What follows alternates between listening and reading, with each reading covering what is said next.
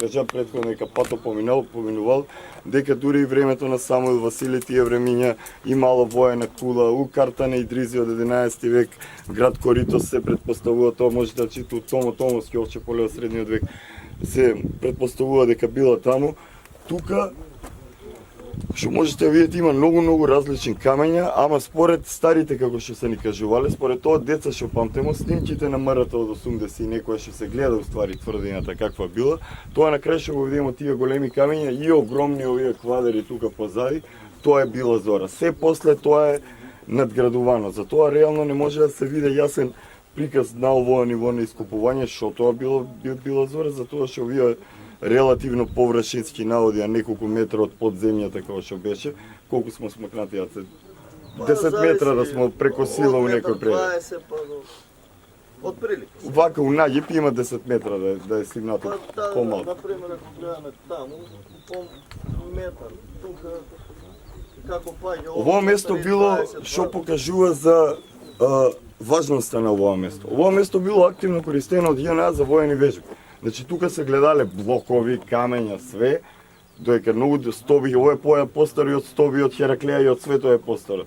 Доека сето тоа се обновувало и реставрирало, тука си имамо снимки од тенкови, од хеликоптери, има бункери, горе на ѓуриште имало воен штаб на JNA, у случај на голема еден од тие штабови за генерал штаб е под ѓуриште, снимки имаме дури од овоа тука. Многу од куќите од селото се уствари правени уште у 19 век со камења од тука, од самиот можат да се видат. Дури црквата Свети Никола, за која што никој не знае кога е направена и нема запис, викат 19 век, ама не е 19 век, постара. У неја можат да се видат буквално цели као тие блокови уградени у самата црква. Тоа што и куќи и црква. Тоа што градиште се вика местото, ние имамо многу градишта и да тргнеме дека нашиот народ си го викал секоја рушевина градиште за тоа што изгледало на голем град, тоа што селото се вика Кнежини покажува јасна владетелска традиција тука. Тврдењето на тоа представија дечките од музеј како последната палата на македонците пред Рим да дојде бла, пајонците никад не исчезнале.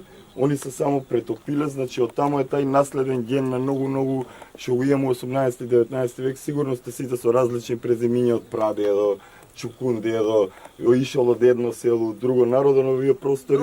Многу векови народа на овие простори уште од антика па до сега си имал талент за мимикрија и како да издржи и да обстане, затоа што старите овчеполци од град и од селата за пеонците викаат старите за кои што ништо не се знае.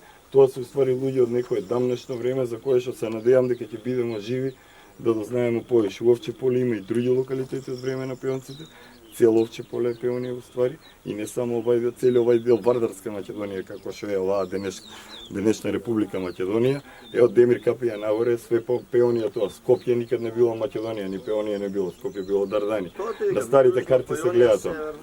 Така е поделена, пошто овие биле. И дури разликата у камењето и управењето можете да ги видите во овие два камења. Тоа што видите се различна боја. Кога врне дожд, едниот камен е мокар, другиот не е. Тоа ми дава за право да претпоставам дека на многу места дел од стубовите и тука е користен еден вид на антички бетон, кој што уште истражуваме како се правил. Таков има на многу други локалитети во светот.